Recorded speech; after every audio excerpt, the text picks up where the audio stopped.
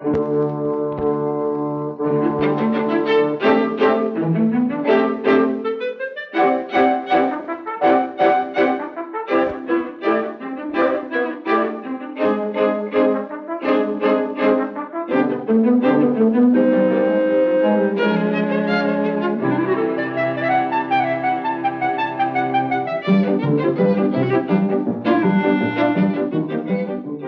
great out of doors, restful, calm, majestic. There's nothing like it to give you the feeling that it's great to be alive. Everyone shares in the feeling. Everyone, that is, except Ed Parmalee. Ed has a problem. No, it isn't Marion, his wife. It's this. Ed doesn't know what's making that noise. What's more, he's afraid to find out. Why? He's scared it might be something serious, and his fear has frozen his judgment. He knows something is the matter with the engine, but because he's scared of what it might be, he won't admit anything's wrong. That's what a simple fear can do. Here are some other things it can do. Ed, what's that noise? Noise? What noise?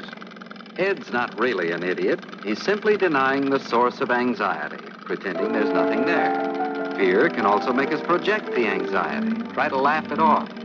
It's a kind of knock-knock, knock-knock. Oh, I get it. Knock, knock. Who's there?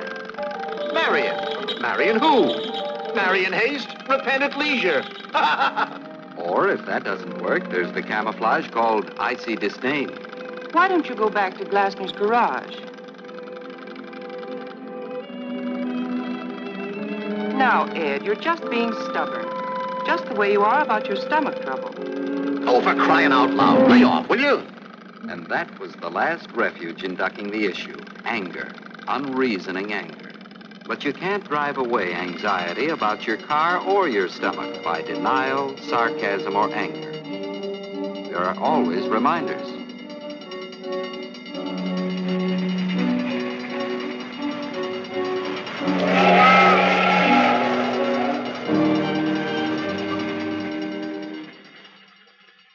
Forget it. And there comes a time when it's impossible to ignore the trouble any longer.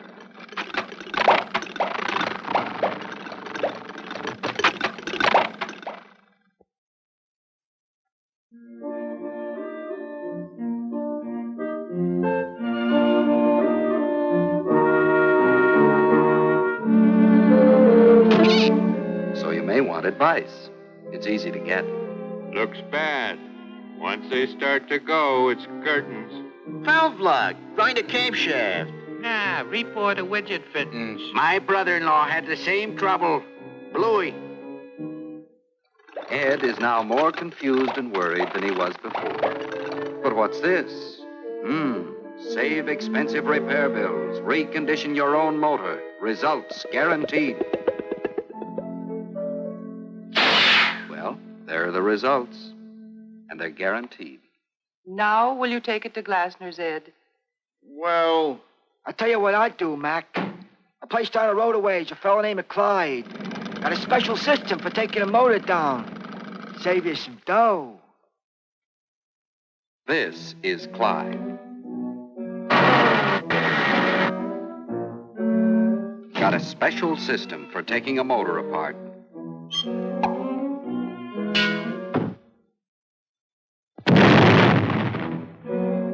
Little worse shape than I figured, Jack. I gotta put in king-size ring flanges, ammo distillate pump suppressors, and mill a casing mount. Ed didn't save a dime by going to Clyde.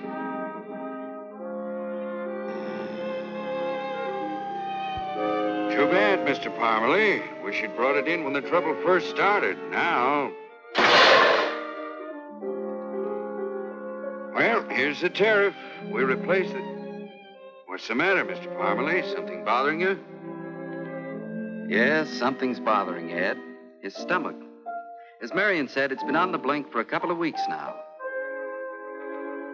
Again, Ed's worried and scared. Worried that his indigestion might be something serious, and scared to face the problem. So, when the subject comes up... Why do you take that stuff all the time, Ed? He uses the same bag of tricks. Denial, What do you mean? I don't take it all the time. laughing it off, I don't think it does you any good. Well, the Florence Nightingale of Blake Street. We were talking about your stomach. icy disdain,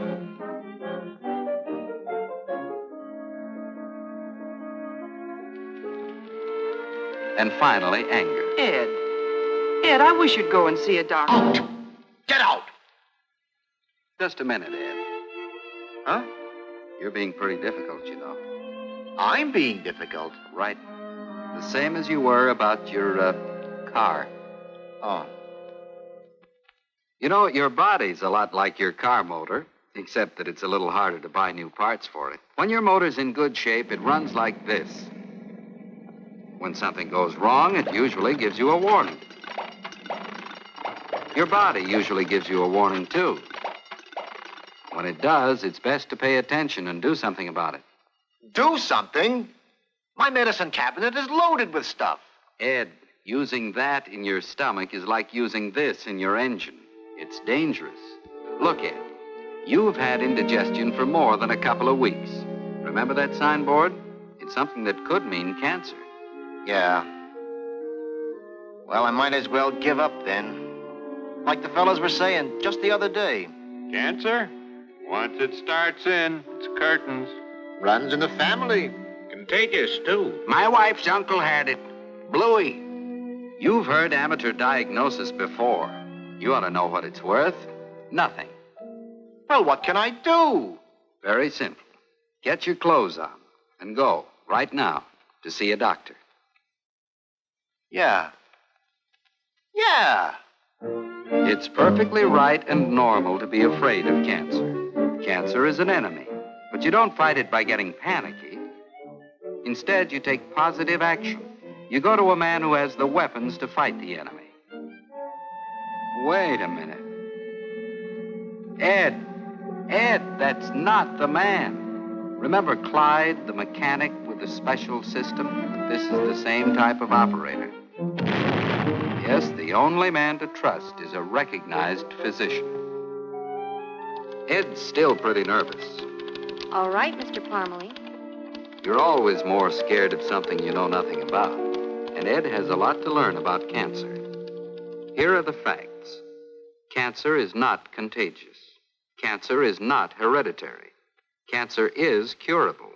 Thousands of Americans are cured of cancer every year by one or more of 3 recognized cures: surgery, X-ray, and radium.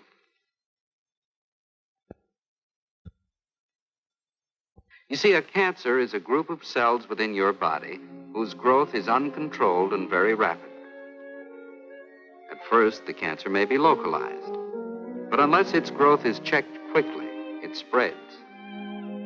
It may spread this way by direct extension, or, which is even more dangerous, it may spread like this, with cells leaving the main part of the cancer and entering the bloodstream to lodge and grow in other parts of the body.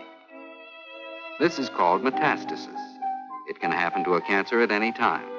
When it does, the problems of locating and attacking the cancer are greatly increased. Cancer must be found and treated before it extends too far or metastasizes. Early examination is half the battle in successful cancer treatment. That means going to a doctor. With new scientific methods, we can accurately detect cancer much earlier than we could even 5 years ago. But in order to get to a doctor early, we must constantly be on the lookout for cancer's danger signals. Watch for these. Any sore that does not heal, a lump or thickening in the breast or elsewhere, unusual bleeding or discharge, any change in a wart or mole, persistent indigestion or difficulty in swallowing, persistent hoarseness or cough, any change in normal bowel habits. Thousands of people are enjoying life today because they went to their doctors early. But the fact is that twice as many people could be cured of cancer every year if we would all do these things. Watch for the danger signals. Ignore rumor mongers. Keep away from quacks. Put no trust in so-called home remedies for cancer. Go to the doctor regularly for checkups and go immediately when a symptom shows up that might mean cancer. But here's Ed again a few days later, waiting for the results of his examination. All right, Mr. Parmalee. Well, Ed, here are the answers you've been waiting for. Ed realizes now how valuable was the time he wasted in denial, sarcasm, and anger. And worry. To get to the point you're most concerned about, though, Ed, you do not have cancer. I don't... Oh, what a knucklehead I've been. Oh, why didn't I get down here weeks ago? Oh, boy, no more worrying. Hold it, Ed. It is foolish to worry day and night about cancer, but it's just as foolish not to worry about it at all. Be on guard. Don't let fear make a mess of your life again, but use your good common sense. Well, Ed's not making the same mistake twice. Now he watches for warning signals and goes to a doctor every 6 months for a checkup, no matter how well he may feel. Oh, yes, and so does Marion. And what a difference it makes, ensuring their health, their peace of mind, and their dispositions. Ed and Marion are able to enjoy life to its fullest.